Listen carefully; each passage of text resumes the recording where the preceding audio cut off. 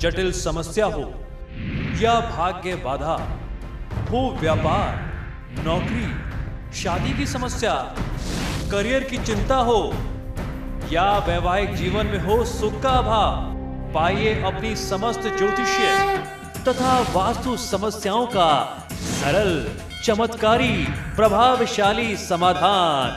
एक जाना माना और विश्वसनीय नाम, आचार्य पंडित श्री वैभवनाथ शर्मा जी, काशी के 400 वर्ष पुराने प्रतिष्ठित और अंतरराष्ट्रीय ख्याति प्राप्त राज ज्योतिषी परिवार की 8वीं पीढ़ी के ज्योतिषी और वास्तु शास्त्री आचार्य पंडित श्री वैभवनाथ शर्मा जी के द्वारा व्यक्तिगत या फिर फोन पर अपॉइंटमेंट लेने के लिए कॉल करें 9818300146, 9990724131 या फिर ईमेल करें sharma.vaibhav@gmail.com पर। यहाँ रुकेंगे एक छोटे से ब्रेक के लिए, लेकिन आप बने रहिए हमारे साथ, क्योंकि ब्रेक के बाद आचार्य जी बताएंगे आज का महा उपाय, जिसमें जानेंगे किन मंत्रों का जाप करके श्री कृष्ण को करे प्रसन्न। बने रहिए हमारे साथ।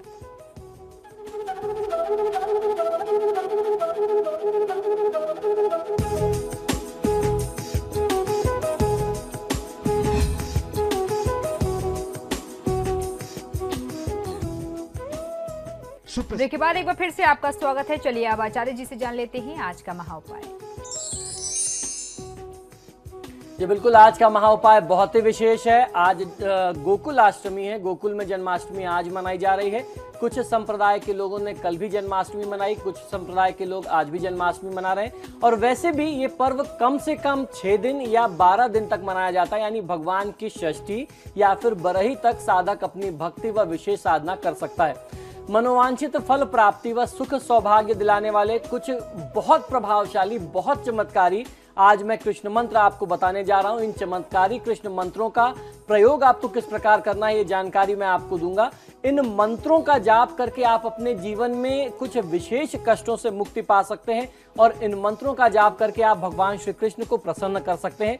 तो आज मैं आपको कुछ बहुत विशेष मंत्र जाप बताने जा रहा हूं। इन मंत्रों के जाप से सुख सौभाग्य की प्राप्ति होती है, आपके दुर्भाग्य दूर होते हैं, इसका आपको बहुत अच्छा फायदा मिल सकता है। तो ऐसे में आइए जानते हैं कि किस प्रकार आपको इन मंत्रों का फायदा लेना है। इन मंत्रों के प्रयोग से सुख सौभाग्य की प्राप्ति होती है। शुभ प्रभाव बढ़ाने व सुख प्रदान करने में यह मंत्र अत्यंत प्रभावी माने जाते हैं। लेकिन भगवान श्री कृष्ण तभी अपने मंत्रों का पूर्ण प्रभाव देते हैं जब तक जातक स्वयं परिश्रमी हो। जो व्यक्ति स्वयं परिश्रम करता है और उसके साथ साथ भगवान श्री कृष्ण की प्रार्थना आराधना करता है, साधना करता है, ऐसे व्यक्ति को भगवान श्री कृष्ण की कृपा बहुत आसानी से बहुत जल्दी मिलती है। तो सबसे पहले जानते हैं भगवान श्री कृष्ण का मूल मंत्र। यह मूल मंत्र है ओम क्रीं कृष्णाय नमः। इस मंत्र का जाप करना चाहिए। क्रीं कृष्णाय नमः यह भगवान श्री कृष्ण का मूल मंत्र है। इस मूल मंत्र का जाप अपना सुख चाहने वाले प्रत्येक मनुष्य को प्रातःकाल उठ करके नित्य क्रिया व स्नान आदि के पश्चात कम से कम 108 बार करना चाहिए। और ये सारे जो मंत्र मैं आपको बता रहा हूँ, इन मंत्रों को किसी अच्छे तिथि में, अच्छे योग में आरंभ करने का सबसे ज्यादा महत्व और विधान होता है। अच्छे समय में आपने आरंभ कर दिया तो फिर उसके बाद आप अपनी नियमित दिनचर्या में इसे जीवन का हिस्सा बना सकते हैं और रोज के जीवन में आप इसको प्रयोग में ले सकते हैं। तो जन्माष्टमी से बेहतर तिथि और योग नहीं हो सकता। तो आज से आप इन मंत्रों का प्रयोग करके, और अगर आप जीवन में ज्यादा लाभ लेना है तो रोज एक माला का आप क्रम रख सकते हैं। जो भी आपकी समस्या है, उस समस्या से जुड़े हुए जो भी मंत्र आपको ठीक लगे, उन मंत्रों का चयन कर लेना चाहिए। इस मंत्र का जाप करने वाले मनुष्य के जीवन की सभी बाधाएं और कष्टों से उसको मुक्ति मिलती है। सदैव आप सुरक्षित रहते हैं। अब बात कर लेते हैं सप्तदशाक्षर श्री कृष्ण महामंत्र। यह मंत्र है ओम श्रीं नमः श्री कृष्णाय परिपूर्णतामाय नमः। इस मंत्र का जाप आपको करने से बहुत अच्छा फायदा मिलता है। यह श्री कृष्ण का सप्तदशाक्षर महामंत्र है। इस मंत्र का 5 लाख जाप करने से यह मंत्र सिद्ध हो जाता है। जबकि समय हवन का 10वां भाग जरूर कर लेना चाहिए, यानी जितना भी आपने मंत्र जाप किया उसका 10वां हिस्से से जो है आपको हवन कर लेना चाहिए। उसके उपरांत अभिषेक करके 10वां तर्पण तथा 10वां मार्जन करें। और इसका यही विधान हमारे धर्मशास्त्रों में बताया गया है। जिस व्यक्ति को यह मंत्र सिद्ध हो जाता है उसे जीवन में हर प्रकार की उपलब्धि होती है, यानी जो भी आप चाहते हैं जो भी प्राप्त करना चाहते हैं वो आपको मिल जाता है। अब बात करते हैं 7 अक्षरों वाले श्री कृष्ण मंत्र की। यह मंत्र है गोवल्लभाय स्वाहा। इस 7 अक्षरों वाले श्री कृष्ण मंत्र का जाप जो भी साधक करता है उसे जीवन में संपूर्ण सिद्धियां प्राप्त होती हैं। अब बारी है 8 अक्षरों वाले मंत्र को जानने की। ये 8 अक्षरों वाला श्री कृष्ण मंत्र क्या है? यह है गोकुलनाथाय नमः। इस 8 अक्षरों वाले श्री कृष्ण का ये जो मंत्र मैंने आपको बताया, जो भी साधक इस मंत्र का जाप करता है उसके मन की जितनी भी अभिलाषाएं होती हैं वह पूर्ण हो जाती हैं। अब बारी है दशाक्षर श्री कृष्ण मंत्र को जानने की। ये 10 अक्षरों वाला कृष्ण मंत्र क्या है? क्लीं ग्लौं क्लीं श्याम लांगाय नमः। यह दशाक्षर यानी 10 अक्षरों वाला श्री कृष्ण मंत्र है। इसका जो भी साधक जप करता है उसे संपूर्ण सिद्धियां प्राप्त होती हैं। जीवन में आप जो भी सिद्धि प्राप्त करना चाहते हैं वह आपको मिलती है। अब जानते हैं द्वादशाक्षर श्री कृष्ण महामंत्र यानी 12 अक्षरों वाला श्री कृष्ण मंत्र। ओम नमो भगवते श्री गोविंदाय। यह भगवान श्री कृष्ण का द्वादशाक्षर यानी 12 अक्षरों वाला मंत्र है।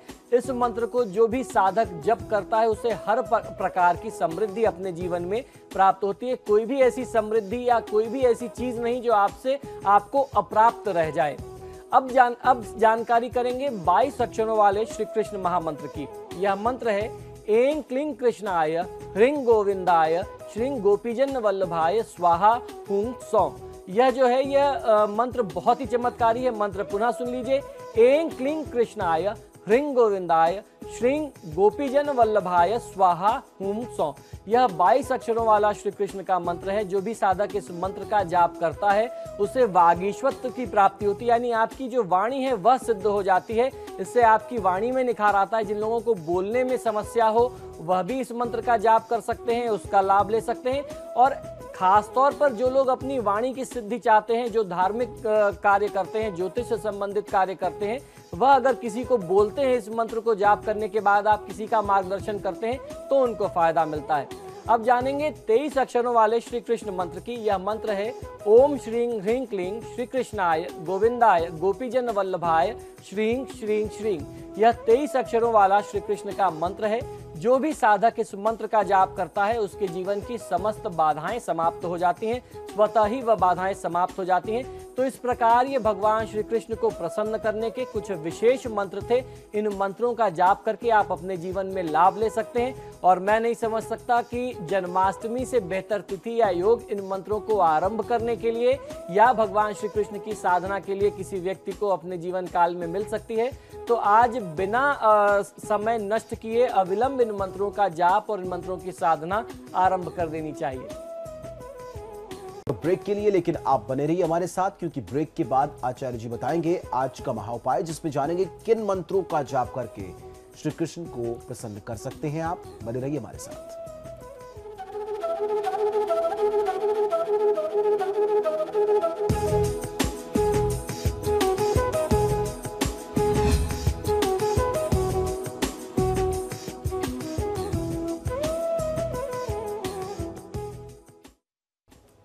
ब्रेक के बाद स्वागत है आपका। चलिए अब जानते हैं क्या है आज का महाउपाय।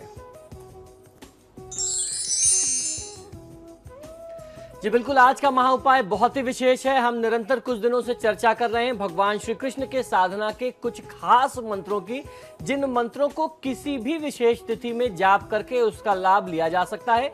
कोई भी जातक, कोई भी साधक, कोई भी व्यक्ति इन मंत्रों का अपनी आवश्यकता अनुसार जाप करके इन मंत्रों से अपनी साधना को पूरा करके अपने जो भी मनोरथ है उन्हें पूर्ण कर सकता है। तो इसमें कोई ऐसी बाध्यता नहीं है कि किसी विशेष तिथि में ही किया जाना चाहिए।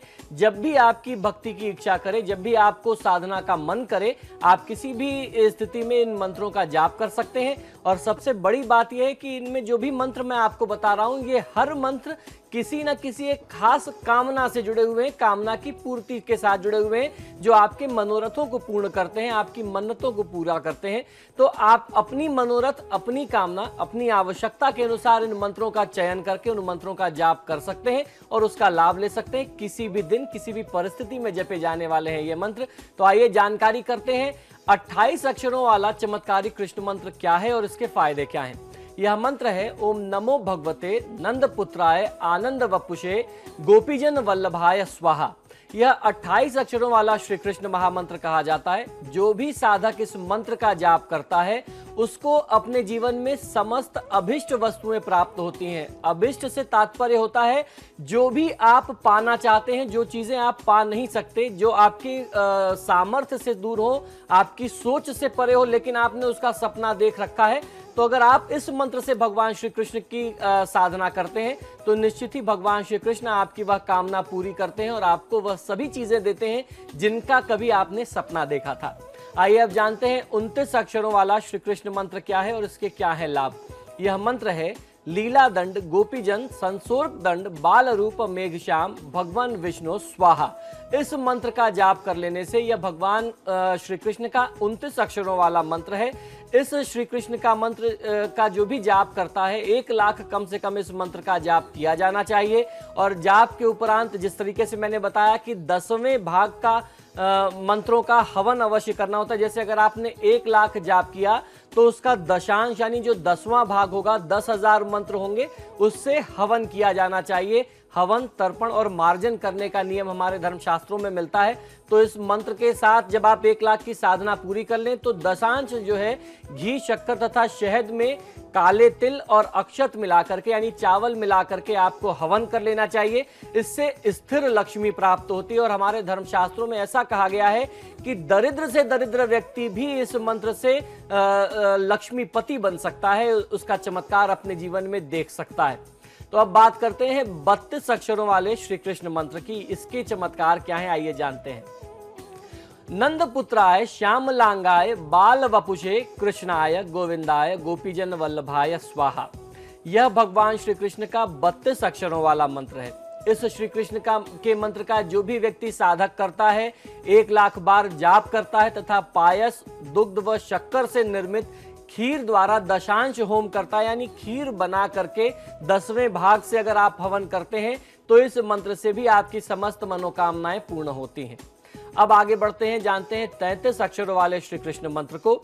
यह मंत्र है ओम कृष्ण कृष्ण महाकृष्ण सर्वज्ञ त्वं प्रसीद में रमा रमण विद्वेश विद्यामाशु प्रयक्ष में। यह 33 अक्षरों वाला श्री कृष्ण मंत्र है। इस श्री कृष्ण मंत्र का जो भी साधक जाप करता है, जो व्यक्ति इस मंत्र से भगवान श्री कृष्ण को प्रसन्न करता है, उसे समस्त प्रकार की विद्याएं निसंदेह प्राप्त होती हैं। आप हर प्रकार की विद्या से, ज्ञान से परिपूर्ण होते हैं। इनमें से किसी भी मंत्र का जाप पूर्ण निष्ठा, विश्वास, शुद्धता और पवित्रता के साथ किया जाना चाहिए। जाप के लिए तुलसी की माला, चंदन की माला, स्फटिक की माला या फिर रुद्राक्ष की माला का आप प्रयोग कर सकते हैं। और साधना काल में आपको ध्यान रखना चाहिए भगवान विष्णु या भगवान श्री कृष्ण का जो प्रमुख स्वरूप है, जो परिधान है, वह पीले वस्त्र धारण करते हैं। तो ऐसे में जो भी व्यक्ति उनकी साधना करता है उस व्यक्ति को प्रयास ये करना चाहिए कि आप पीले वस्त्र धारण करें और उसके साथ साथ आसन का प्रयोग भी पीला होना चाहिए। साधना के दिनों में, साधना के काल में आपका व्यवहार बहुत सात्विक होना चाहिए। किसी को डांटना, किसी के ऊपर क्रोध करना, छल कपट के भाव मन में रखना, इससे आपकी साधना पूर्ण नहीं होगी। जितना आप सात्विक रह सकें, जितना आप शुद्ध मन से इस साधना को पूरा कर सकें, शुद्ध भाव के साथ आप इस साधना को पूरा करें, आपको फायदा मिलेगा। जब आप इस साधना को कर रहे हो तो आपको ध्यान ये भी रखना चाहिए कि किसी भी वैदिक साधना काल में ब्रह्मचर्य का पालन करना बहुत आवश्यक होता है। तो पूर्ण ब्रह्मचर्य का भी पालन करें, इस बात का ध्यान अवश्य रखिएगा। हमारे साथ एक कॉलर जुड़ चुके हैं, अरुण है नैनीताल से। अरुण जी पूछिए अपना सवाल। जी हेलो जी पूछिए अरुण जी, सुन रहा है। मेरा डेट ऑफ बर्थ है सर 31 दिसंबर 1990 जी, और दोपहर 1 बजे का समय है और दिन है सोमवार। जी, दिन है सोमवार। जी जी, आगे बताइए। मैंने सर 1 साल पहले ग्रेजुएशन कर ली थी बीकॉम से, और मैं सर आर्मी की तैयारी कर रहा हूँ। 1 साल कोचिंग भी की, लेकिन 3 बार असफल फेल हो गया, तो सफल नहीं हो पाया। तो मैं आर्मी ऑफिसर बनना चाहता हूँ सर। जी बिल्कुल। देखिए, आपकी जन्म पत्रिका के अनुसार आपकी कुंडली में भयंकर पितृदोष है और पितृदोष के बारे में कमोबेश हम लोग हर दिन चर्चा करते हैं। और यूं कहा जाए कि आज के समय में एक बहुत बड़ा तबका सिर्फ हमारे ही देश में नहीं, पूरे विश्व में संघर्ष कर रहा है, संघर्ष की स्थिति में है। तो मेरा ऐसा मानना है, मेरा जो अपना एक अनुभव है, इतने लोगों की कुंडली हम लोग रोज देखते हैं, या तो एक बहुत बड़ी मेजॉरिटी ऑफ पीपल जो है, बहुत बड़ा समुदाय पितृदोष से ग्रसित होता है, या फिर उनकी कुंडली में कहीं ना कहीं राहु केतु की दशा अंतर्दशा चल रही होती है, जिसके चलते उनको असफलता और संघर्ष का सामना करना पड़ता है। तो निश्चित ही वही लक्षण आपकी भी कुंडली में है। इसमें लाभ की स्थिति तो कहीं से नहीं दिखाई देती है। परिस्थितियां आपकी कुंडली में, जो ग्रहों की स्थितियां हैं, जो दशा अंतर्दशा की बात करें तो वो बहुत शुभ है। कोई भी अगर ज्योतिषी देखेगा तो कहेगा इस समय में आपको सफलता मिलनी चाहिए, लेकिन वांछित सफलता प्राप्त नहीं हो पाएगी, क्योंकि पितृदोष बहुत गंभीर रूप से बना हुआ है। तो ऐसे में पितृदोष का निदान किया जाना चाहिए, और पितृदोष का निदान त्रिपिंडी श्राद्ध के माध्यम से ही सबसे प्रभावशाली तरीके से हो सकता है। इसके अलावा आप अगर सेना में जाना चाहते हैं, प्रशासनिक सेवा में जाना चाहते हैं, तो आपकी कुंडली के अनुसार आपको भगवान विष्णु की आराधना करनी चाहिए, भगवान हनुमान की आराधना करनी चाहिए, तब कहीं जाकर के कोई रास्ता निकल पाएगा। तो चलिए, आपके सितारे में फिलहाल के लिए इतना ही। आचार्य जी, आप स्टूडियो में आए, आपका बहुत बहुत शुक्रिया। जय धन्यवाद। तो फिलहाल के लिए इतना ही, लेकिन खबरें समाचार प्लस पर लगातार जारी है।